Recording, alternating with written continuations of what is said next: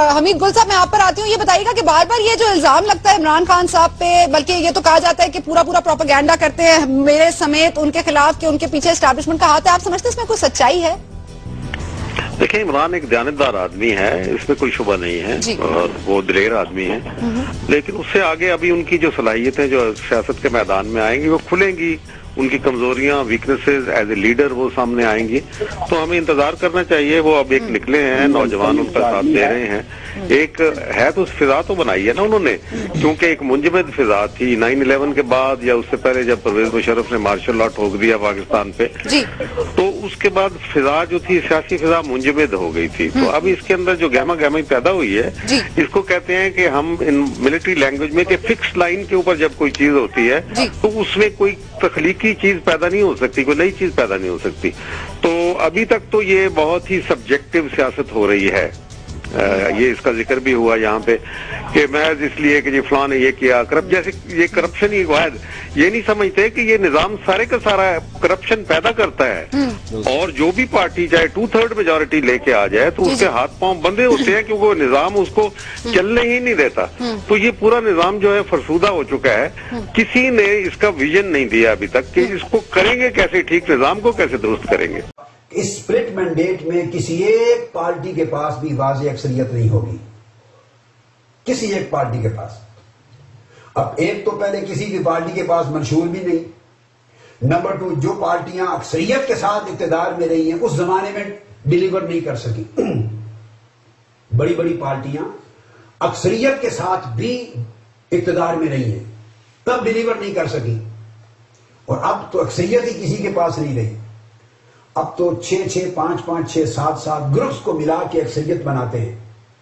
تو جب بہت سے گروپ بنتے ہیں تو اس میں بلیک میلنگ ہوتی ہے اور کمپرومائزنگ ہوتی ہے. پھر وہ وزارتوں کی ڈیمانڈ ہوتی ہے. جس ملک کا کام ٹوٹلی فیڈرل لیول پہ 15 وزارتوں سے چل سکتا تھا، وہاں 80 وزارتیں کرنی پڑتی ہیں. بجٹ بوجھ برداشت نہیں کرتا، ملک تباہ ہو جاتا ہے، غریب عوام کی جیبوں پر بوجھ پڑتا ہے. وہ بلیک میل کرتی ہے، ہر پارٹی بلیک میل کرتی ہے، لینے کا حصہ مانگتی ہے بڑا سے بڑا. اور بڑی پارٹیاں کمپرومائز کرتی ہیں اپنا اقتدار اپنی گورنمنٹ بنانے کے لیے. جب اس طرح گورنمنٹ بنتی ہے اور اپوزیشن میں کچھ گروپ آ جاتے ہیں تو 4-5 سال اسی کشاکش میں گزر جاتے ہیں. اقتدار والا جو کولیشن ہے وہ اپنی اقتدار کو بچانے کے لیے ساز باز، توڑ پھوڑ اور انٹریگز کرتا رہتا ہے. اپوزیشن اس کو گرانے کے لیے ساز بار اور جوڑ توڑ کرتی رہتی ہے.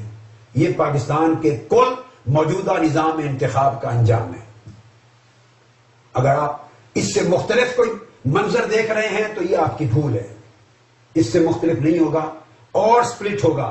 اور جب سپلٹ مینڈیٹ آئے گا اتنا زیادہ تو اسٹیبلشمنٹ کو پھر کھیل کھیلنے کا موقع ملتا ہے. جوڑ توڑ میں اس کا پھر دخل ہوتا ہے. وہ اپنی مرضی سے لوگوں کو جوڑتے ہیں، ملاتے ہیں. اور اگر ان کی براہ راست مداخلت اتنی نہ بھی ہو تو آفٹر آل گورنمنٹ تو بنانی ہے، اکثریت کسی کے پاس نہیں. تو مختلف دھڑے ملتے ہیں. وہ ان کا اتحاد مفادات کا اتحاد ہوتا ہے، قومی ترجیحات پر نہیں، اپنے مفادات پر. کرپشن، اس سے کرپشن کا راستہ ہر ایک کے لیے کھلا رکھنا پڑتا ہے.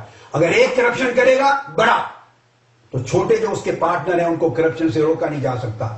لہذا کرپشن علل اعلان اذن عام اور اذن مطلق دینا پڑتا ہے کرپشن کے لیے.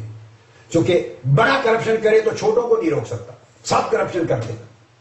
اور نہ بھی کرے تو ان کا پارٹی کے مفادات اتنے اہم ہوتے ہیں کہ ایک ایجنڈے پر جمع نہیں ہوتے، اور ایجنڈا صرف اقتدار ہوتا ہے ان کا. چونکہ اس بہانے کولیشن کے بہانے سارے اقتدار کو شیئر کر رہے ہیں، بس یہ تعلق ان کو اکٹھا رکھتا ہے. وہ اس کو بچانے کی فکر میں 5 سال گزار دیتے ہیں، اپوزیشن ان کو گرانے کی فکر میں گزار دیتے ہیں. اس لیے میں یہ کہہ رہا ہوں آج کیٹیگوریکلی کہ یہ مونوپولسٹک یا corrupt electoral system is not the solution, is not the way to change.